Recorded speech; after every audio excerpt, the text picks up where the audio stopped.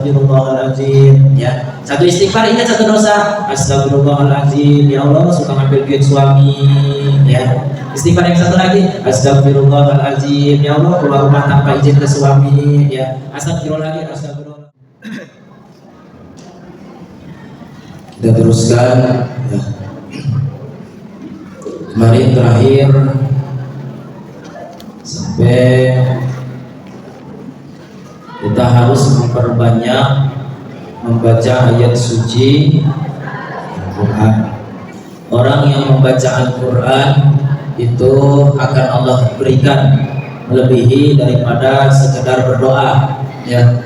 Sebab dalam Al-Quran itu mencakup doa-doa para nabi, ya. Makanya baca Quran itu sama dengan berdoa, dengan doa para nabi.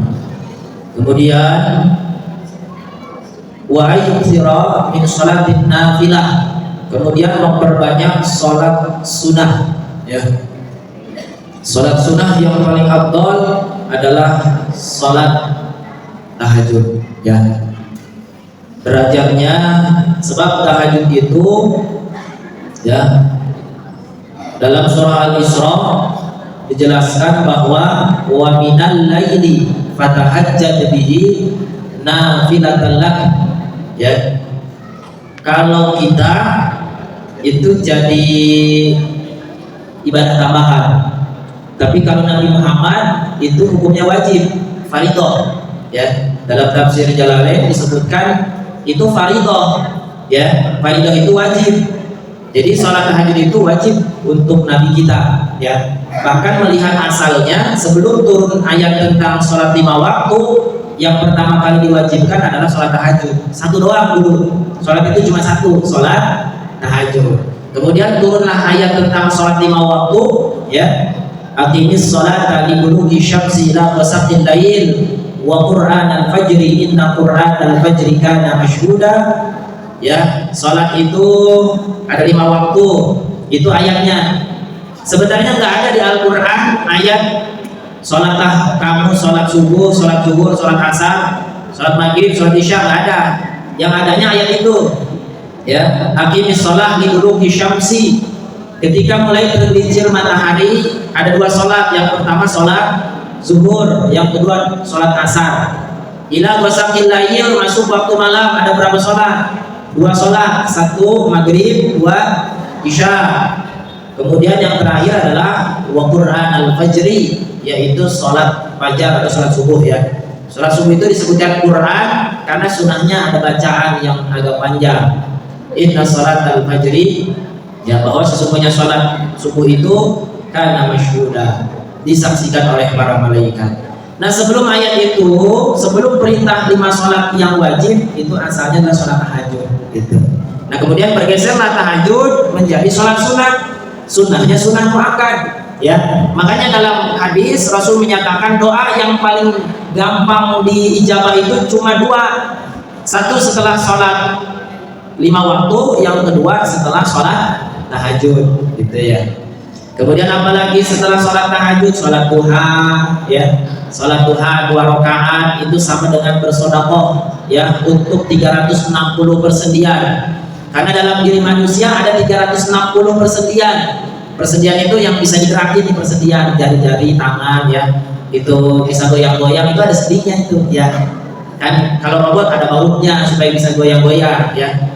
Nah, itu persendian itu harus disedekahkan, ya, disedekahi. Apa sedekahnya? Setiap tasbih adalah sedekah, tahmid adalah sedekah, alhamdulillah adalah sedekah, la ilaha illallah adalah sedekah, dan 2 rakaat sholat duha itu mencukupi untuk semua sedekah, ya. Jadi kenapa 2 rakaat sholat duha itu pahalanya sama dengan bersedekah, gitu, ya. Nah, itu sholat duha minimal 2 rakaat, ya. Itu minimal lah, ya, paling males 2 rakaat. Tapi tambah lagi kalau punya waktu 2 rakaat lagi jadi 4 rakaat, ya. Kemudian tambah lagi kalau sudah 4 rakaat bakal dicukupi sampai besok, sampai waktu malam bakal dicukupi. Tambah lagi, ya, 2 rakaat lagi 6 rakaat, tambah lagi 2 rakaat 8 rakaat. Sebab Rasulullah sholat duhanya 8 rakaat, ya. Nah, kita ikut Rasul Boleh nggak 2 rakaat percobaan? Boleh ya, latihan dulu 2 rakaat. Jadi sholat duha ya. Jadi jangan keburu sama pekerjaan rumah. Udah pekerjaan rumah sebentar kok, 2 rakaat berapa menit kira-kira? 3 menit ya, tambah wudu 2 menit, tambah kencing 1 menit, jadi berapa tuh? Jadi 6 menit. Ya, sisakan waktu 6 menit untuk sholat duha 2 rakaat. Ah sayang, udah ke kamar mandi wudu ya, udah bersih, masa 2 rakaat doang? Tambah lagi dong 2 rakaat jadi 4 rakaat gitu ya. Dari mulai kapan sholat duha? Dari mulai terbit matahari 6:30 sudah bisa sholat duha. Kalau memang kita dagang, kerja atau sibuk dengan pekerjaan lain, boleh 6:30 sholat duha, silakan ya, sholat duha 6:30. Atau misalkan paginya nggak sempet, boleh nggak sholat duha jam 11 siang? Boleh, masih ada waktunya jam 11 siang, silahkan ya. Yang penting belum masuk waktu zuhur ya. Kalau udah setengah 12 atau seperempat sebelum jam 12 itu udah mulai hampir masuk zuhur ya. Ya minimal paling lambat kita jam 11 lah ya. Sholat apa? Sholat duha. Afdolnya jam berapa? Afdolnya tengah-tengah antara jam 8 jam 9 ya, itu sholat duha. Nanti minta ya setelah sholat duha baca surah Al-Waqi'ah boleh. Idza waqa'atil waqi'ah laisa liwaqa'atiha kadhibah khafidatur rafi'ah idza rujjatil ardu rajja wa bussatil jibalu bassa fakanat haba'an mumbatha. Terus ya sampai selesai. Berapa lama baca surah Al-Waqi'ah? Paling maksimal juga 10 menit ya, santai-santai ya. Jadi habis sholat duha baca surah Al-Waqi'ah. Habis itu berdoa, dah terserah doanya. Mau doa yang ada di buku boleh. Allahumma inna duha'uka wal baha'a baharuka wal jamala jamaluka wal quwwata quwwatuka wal qudrata qudratuka. Gitu ya. Apalagi Allahumma in kana rizqi fis sama'i fa anzilhu. Ya Allah, kalau seandainya rizkiku dari langit maka turunkanlah ya. Dari langit turunlah hujan ya. Kalau petani itu hujan berarti rizki ya. Bukan begini, ya Allah turunkanlah duit sekarung dari langit ya Allah. Boleh-boleh saja ya, jatuh nanti. Cuma kalau jatuh terpingsan lagi, ketiban duit 1 karung ya. Apalagi ketiban emas 1 karung. Jangan 1 karung, 1 kilo ketiban emas ku benjol ya. Itu emas 1 kilo sama kayak bata, 1 bata gitu ya. Ya Allah, kalau memang rizkiku di langit maka turunkanlah. Wa in kana fil ardi fa'khrijhu. Kalau seandainya rizkiku di bumi maka keluarkanlah dari bumi ya. Bisa aja dia macul ya, kemudian tandur, kemudian panen, itu kan dari bumi, hasil bumi. Atau yang kerjanya di tambang ya, itu rizkinya dari bumi ya itu. Terus apa lagi? Wa in kana ba'idan faqribhu. Ya Allah, kalau rizkiku jauh maka dekatkan ya Allah ya. Ini cari rizki kemana-mana jauh ya, sampai keluar negeri, sampai keluar kota, sampai keluar pulau ya. Ternyata rizkinya kalau sama Allah didekatkan jadi dekat ya. Ya Allah, ternyata didekatkan rizkinya jadi dekat ya.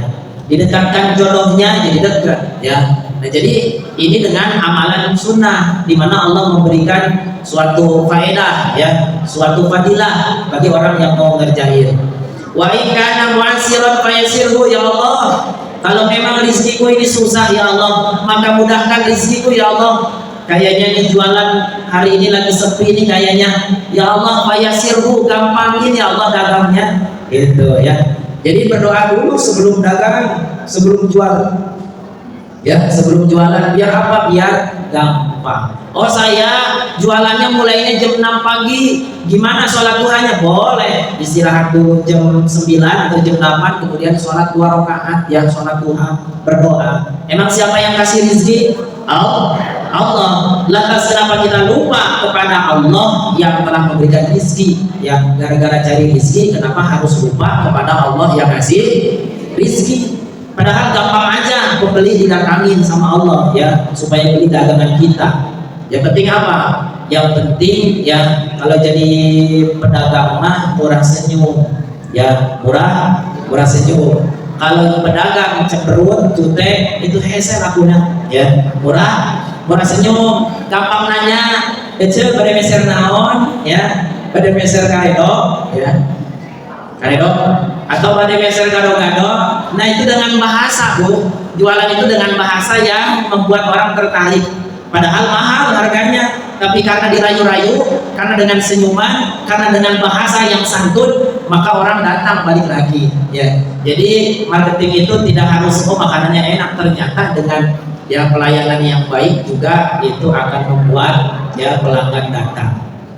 Coba ya pokoknya gitulah ya, perempuan tahu cara merayu ya. Nah kalau misalkan jauh, dekatin rizkinya. Kalau misalkan susah ya mohon digampangin. Itu kan doa apa? Doa sholat duha ya, benar nggak? Benar, doa sholat duha. Kalau suaminya yang usaha ya berdoa, ya Allah gampangkanlah usaha suamiku ya, mudahkanlah, selamatkanlah suamiku dalam berusaha gitu. Jadi doain suami, nanti suami yang usaha, istrinya yang berdoa, insya Allah Allah gampangkan rizkinya, Allah berkahkan usahanya, insya Allah. Itu sholat duha ya. Dan sholat-sholat yang lain banyak ya, seperti yang kemarin dibilang sholat rawatib itu harus tetap dijaga. Sholat yang mengikuti sholat 5 waktu, qobliyah ba'diyah harus dijaga. Ada lagi sholat tobat harus dilaksanakan, sholat tobat ya, kita banyak dosa. Ada sholat sunnah wudhu, habis wudhu itu sholat sunnah 2 rakaat. Ada sholat tahiyatul masjid ya, datang ke masjid dalam keadaan wudhu, maka jangan langsung duduk, sholat dulu 2 rakaat, namanya sholat tahiyatul masjid ya. Ada sholat taraweh, ada sholat gerhana bulan, ada sholat sunnah gerhana matahari, ada sholat mayit. Kalau sholat mayit apa hukumnya? Sholat mayit hukumnya fardu kifayah, itu mah wajib ya, bukan sunnah. Fardu, hukumnya fardu bukan sunnah. Fardu tapi kifayah. Siapa yang udah ada yang nyolatin berarti yang lain sudah gugur ya. Misalkan masyarakat ada 100 orang, cukup disolatin 5 orang, yang 95 orang itu sudah gugur kewajiban, itu namanya fardu kifayah. Belajar tajwid itu hukumnya fardu kifayah. Kalau udah sekelompok orang ada yang belajar, maka sekelompok yang lain itu sudah gugur kewajiban. Tapi pertanyaannya, setiap orang itu harus baca Quran dengan ilmu tajwid ya. Maka intinya apa? Intinya belajar tajwid hukumnya fardu setiap orang. Sebab kita baca Quran tidak akan pernah benar kecuali harus dengan belajar ilmu tajwid ya. Minimal belajar tadilah ilmu Al-Quran dari mulai Iqra ya. Kata ulama, wal akhdhu bit tajwidi hatmun lazimun man lam yujawidil qur'ana asimun. Naos tajwid eta wajib hukumna, maca Quran nur tajwid banget dosana ya. Hadir belajar ilmu tajwid hukumnya wajib, maca Quran nur tajwid, maca Quran tanpa tajwid banget dosanya ya. Baca Quran nggak pakai tajwid dosa Bu ya. Coba alhaakumut takatsur, surahnya pendek terus dibaca panjang, alhaakumut takatsur, benar atau salah? Salah ya. Hatta zurtumul maqabir, pendek dibaca panjang, hatta zurtumul maqabir, benar atau salah? Salah. Cek nu bodoh ya. Oh enak tuh baca Qurannya dipanjang-panjangin, cek nu bodoh ya. Tapi kata yang ngaji, oh nggak enak amat tuh baca Quran kok pendek dibaca panjang ya. Jadi intinya apa? Intinya harus belajar gitu. Nanti kalau belajar gimana mau belajar nggak bisa urusan belakangan itu mah ya. Kalau nggak bisa yang penting mau belajar. Oh saya mah belajarnya agak belet ya, bayangnya yang jadi guru harus sabar gitu ya. Makanya itu dalilnya tadi ya. Malam yujawidil Qur'ana asimu, orang yang tidak membaca Al-Quran dengan tajwid asimun doraka ya. Kamu jadi imam mah ya, kamu jadi imam ya. Sebab jadi ustadz mah nggak bisa nyogok Bu.